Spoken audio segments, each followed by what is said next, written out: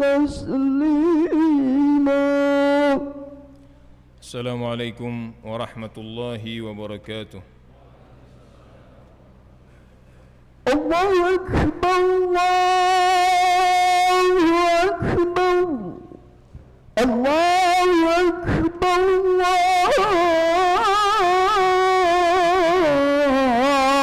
الله أكبر.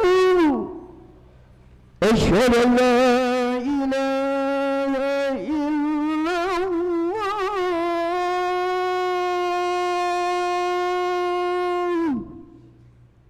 أشهد أن لا إله إلا الله.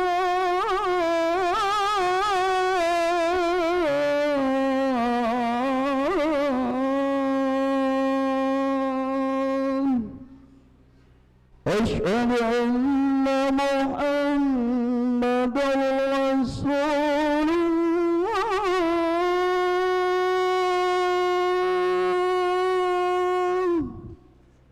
أشهد أن محمدا رسول الله.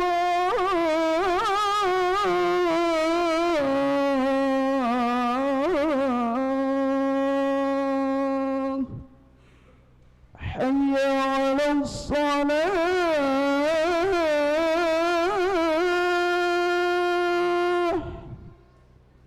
حي على الصلاة.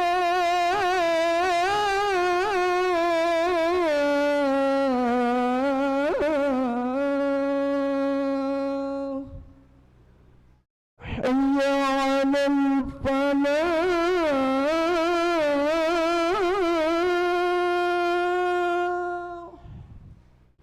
حي على الفلاح.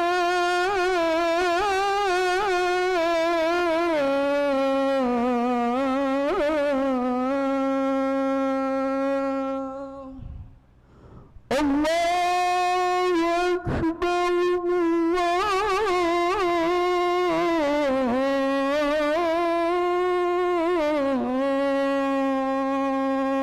الله أكبر. لا إله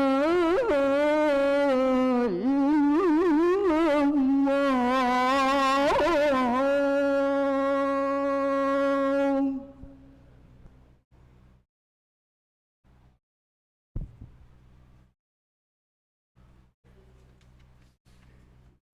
إن الحمد لله نحمده ونستعينه ونستغفره ونتوب إليه ونعوذ به من شرور أنفسنا ومن سيئات أعمالنا.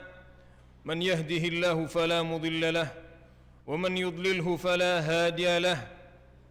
القائل في كتابه: سبحان الذي أسرى بعبده ليلا من المسجد الحرام إلى المسجد الأقصى من المسجد الحرام إلى المسجد الأقصى الذي باركنا حوله لنريه من آياتنا إنه هو السميع البصير.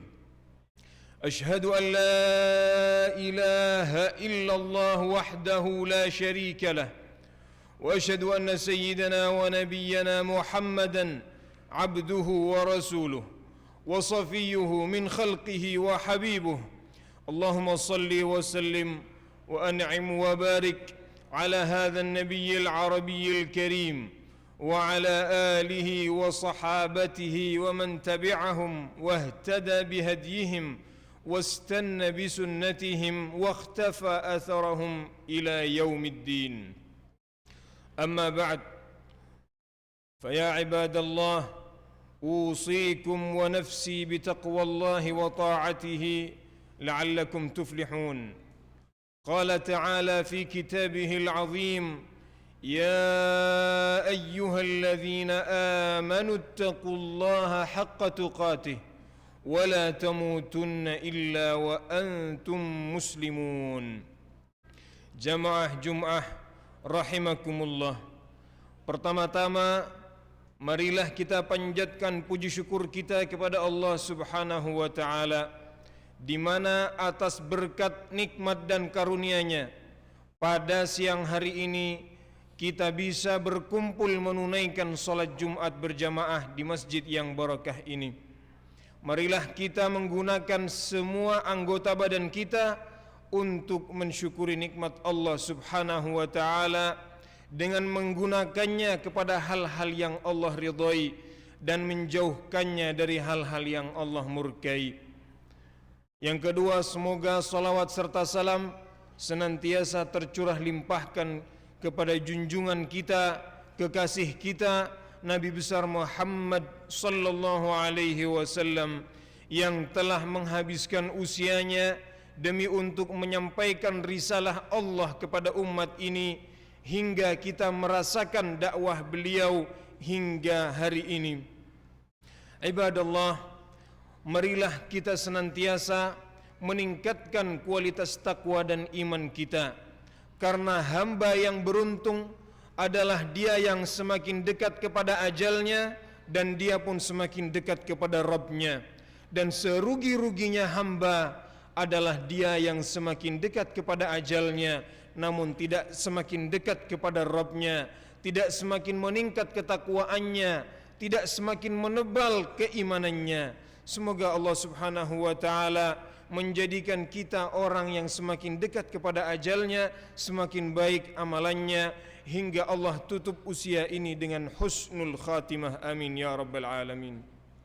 Hadirin rahimakumullah, di antara bentuk ketakwaan kita kepada Allah adalah dengan memberikan rasa kepedulian kita kepada sesama umat Islam, kepada sesama orang-orang yang beriman.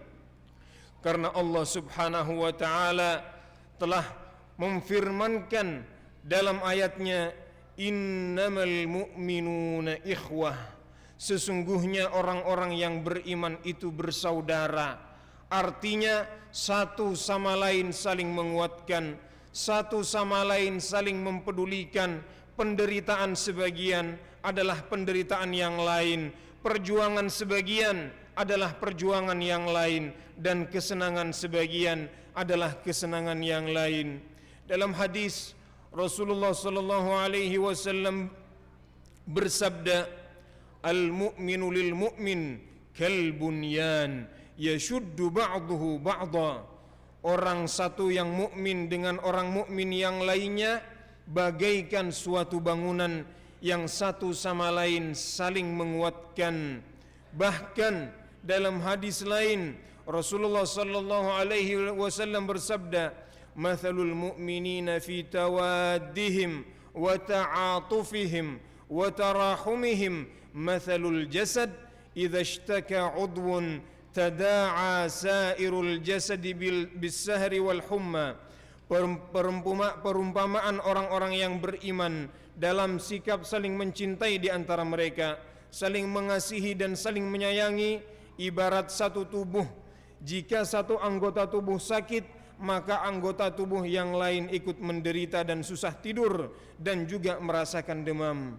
Ibadallah, dari dalil-dalil yang kami bacakan ini, kita dapat menyimpulkan bagaimana umat Islam di seluruh dunia ini bagaikan satu tubuh. Jika ada sebagian yang sakit, maka sebagian yang lain akan merasakan rasa sakitnya. Dan di akhir-akhir ini, di beberapa hari terakhir ini, kita mendengar bagaimana orang-orang Gaza di sana berjuang.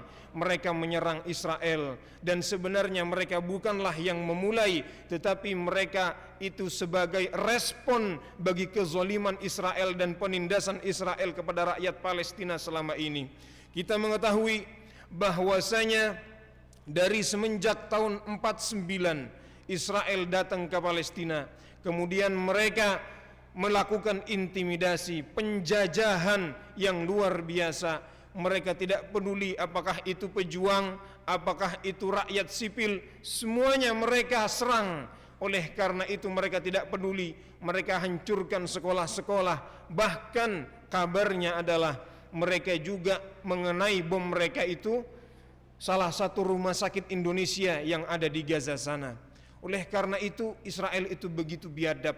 Merekalah orang-orang yang zalim, sehingga wajar jika Hamas itu bergerak untuk melakukan perlawanan mereka menyerang Israel dalam rangka membela diri. Dan Undang-Undang 1945 di pembukaannya mengatakan bahwasanya kemerdekaan itu adalah hak segala bangsa. Oleh karena itu, maka seluruh penjajahan di atas dunia harus dihapuskan. Maka rakyat Palestina membela kemerdekaannya.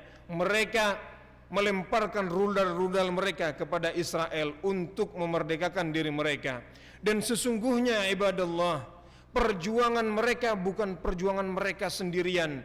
Mereka bukan hanya soal sengketa tanah, bukan, tidak sesimpel itu. Tetapi ini adalah jihad mempertahankan akidah. Oleh karena itu, problematika Palestina adalah permasalahan kita semua umat Islam. Pertanyaannya, kenapa? Karena mereka membela Al-Masjidul Aqsa yang merupakan milik kita semua. Masjidil Aqsa, tanah suci yang dilupakan oleh banyak umat Islam. Kita tidak hanya memiliki Mekah dan Madinah saja, kita juga memiliki Al-Masjidul Aqsa, tetapi kita seringkali melupakannya. Dan itu yang dibela mati-matian oleh orang Palestina.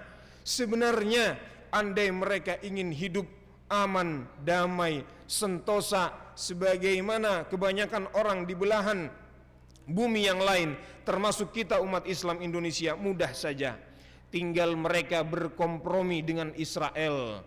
Mereka menyerahkan tanah mereka, mereka menyerahkan Masjidil Aqsa, maka mereka akan difasilitasi, maka mereka akan diberikan kehidupan yang layak oleh Israel dan kawan-kawannya. Tetapi mereka menolak. Mereka memilih untuk membela Masjidil Aqsa hingga tetes darah yang terakhir. Sehingga perjuangan mereka di sana sebenarnya mewakili umat Islam sedunia. Oleh karena itu, kita jangan sampai menutup mata atas perjuangan mereka di sana. Itu bukan hanya perjuangan sengketa tanah, bukan, tetapi itu adalah perjuangan akidah melawan Zionis Israel yang kejam.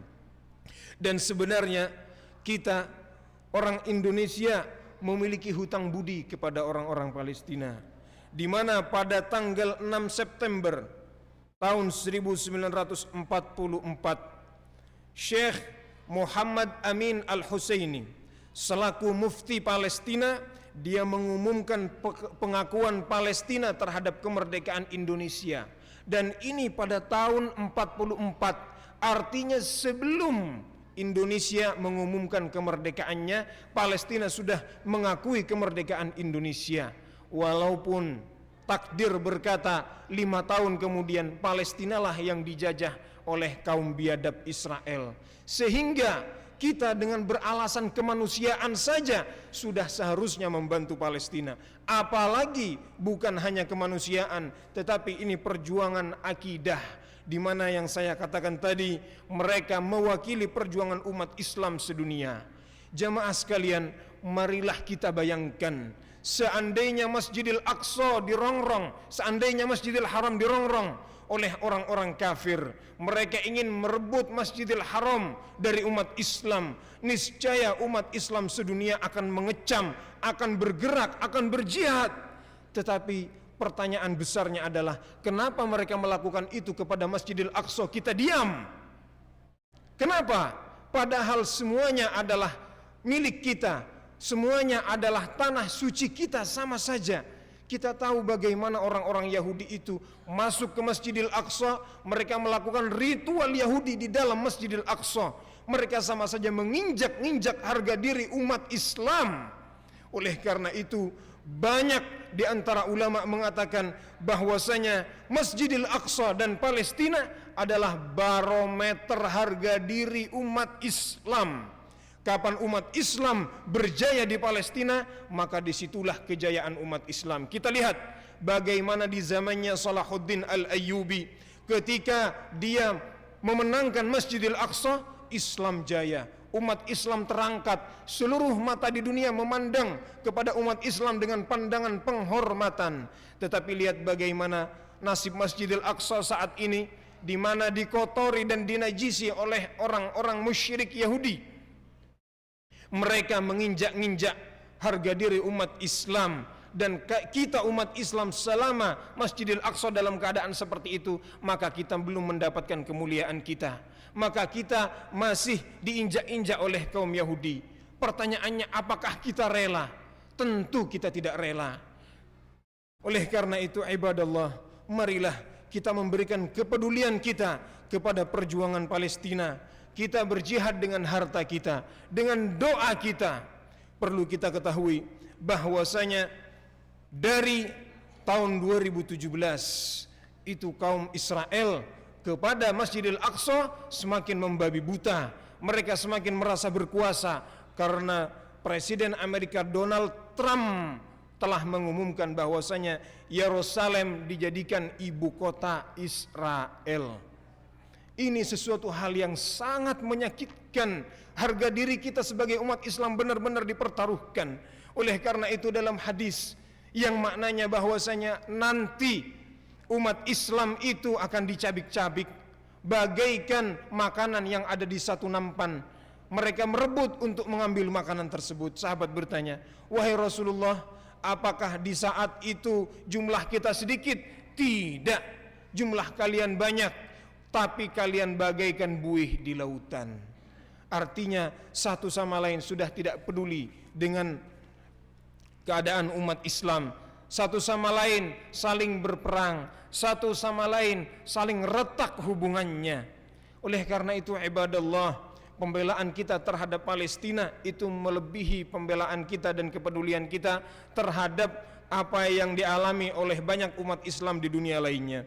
Ya, konflik di kalangan umat Islam bukan hanya di Palestina, di Suriah konflik, di Yaman konflik, di berbagai belahan dunia umat Islam konflik.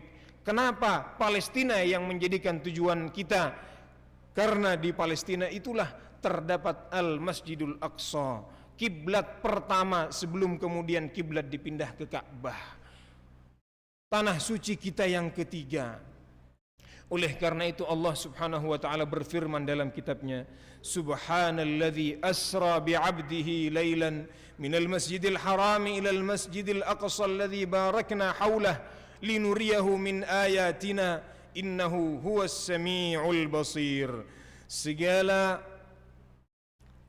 maha suci Allah yang telah mengisrakan, memperjalankan hambanya di malam hari dari Masjidil Haram ke Masjidil Aqsa yang kami berkahi sekitarnya, supaya kami perlihatkan kepadanya tanda-tanda kebesaran kami.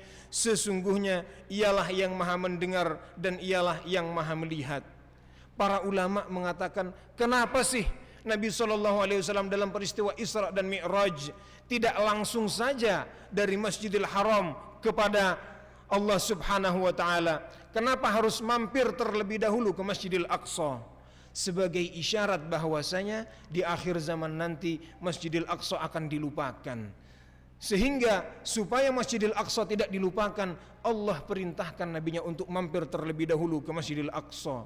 Dan luar biasanya bahwasanya Nabi mengimami para nabi di sana, sehingga seluruh para nabi pernah berada di Masjidil Aqsa. Inilah di antara keistimewaan Masjidil Aqsa. Kemudian ibadallah, yang terakhir, Sayyidatuna Maimunah radhiyallahu taala anha berkata, "Ya Nabi Allah, aftina fi Baitul Maqdis." Wahai Nabi, berikanlah fatwa kepada kami tentang Baitul Maqdis. Nabi sallallahu alaihi wasallam bersabda, "Ardul mansyari wal mahsyar." Baitul Maqdis adalah tempat dibangkitkannya manusia dan dikumpulkan. Itu fasallu fihi fa inna salatan fihi ka alfi salatin fima siwah. Datanglah kalian ke sana dan salatlah kalian di sana, karena satu kali salat di sana pahalanya sama dengan 1000 salat di tempat-tempat lain. Sahabat bertanya, "Ara'aita man lam yutik an yatahammal ilaih?" Wahai Rasul, bagi kita yang tidak mampu untuk salat di sana gimana wahai Rasul? Nabi menjawab, "Falyuhdi ilaihi zaitan yusraju fihi fa inna man ahda lahu kaman shalla fihi." Maka hendaknya dia menyumbangkan minyak supaya di sana bisa dinyalakan lampu. Karena barang siapa yang menyumbang ke sana, pahalanya sama seperti orang yang sholat di sana. Oleh karena itu, di antara bentuk kepedulian kita terhadap perjuangan Palestina dengan mendoakan dan juga mendonasikan sebagian dari harta kita, insya Allah Allah akan memberkahi. Oleh karena itu, ibadallah, marilah kita memberikan perhatian kita mengikuti terus berita tentang Palestina sebagai bentuk ghirah kita terhadap Al-Masjidul Aqsa dan sebagai jawaban kita kepada Allah Subhanahu wa taala manakala nanti di akhirat kita ditanya, apa peranmu untuk membela Masjidil Aqsa? Kita memiliki jawaban. Barakallahu li wa lakum fil Qur'anil azim wa nafa'ani wa iyyakum bima fihi minal ayati wa dzikril hakim wa taqabbala minni wa minkum tilawatahu innahu huwas samiul alim. Allahumma salli ala Sayyidina Muhammad wa ala ali Sayyidina Muhammad.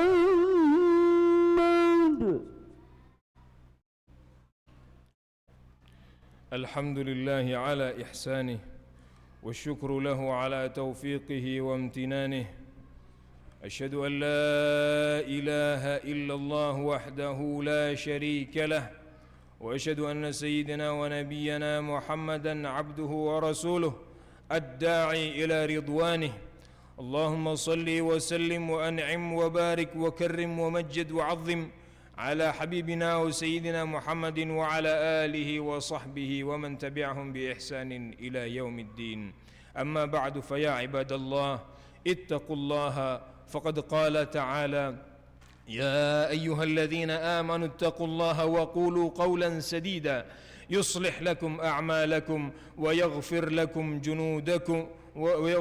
ذنوبكم ومن يطع الله ورسوله فقد فاز فوزا عظيما واعلموا أن الله أمركم بالصلاة والسلام على الحبيب فقال عز من قائل ولم يزل قائلا عليما إن الله وملائكته يصلون على النبي يا أيها الذين آمنوا صلوا وسلموا عليه وسلموا تسليما اللهم صل وسلم وأنعم ومجد وكرم وعظم على هذا النبي العربي الكريم وعلى سائر أنبيائك وملائكتك المقربين وارض الله تعالى عن ساداتنا الخلفاء الراشدين المهديين أبي بكر وعمر وعثمان وعلي وعن سائر الصحابة أجمعين والتابعين وتابع التابعين وعنا معهم بجودك وكرمك يا أكرم الأكرمين ويا أجود الأجودين اللهم اغفر للمسلمين والمسلمات والمؤمنين والمؤمنات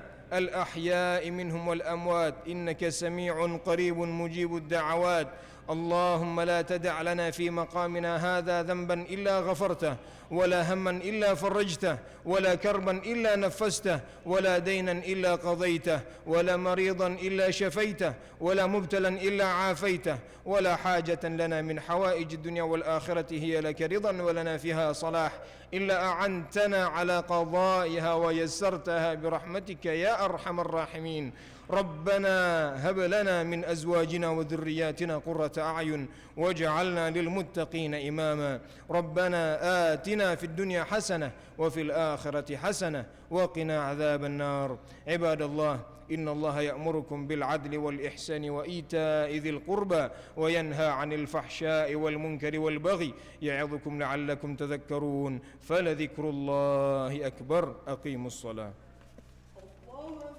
الله أكبر أشهد أن لا إله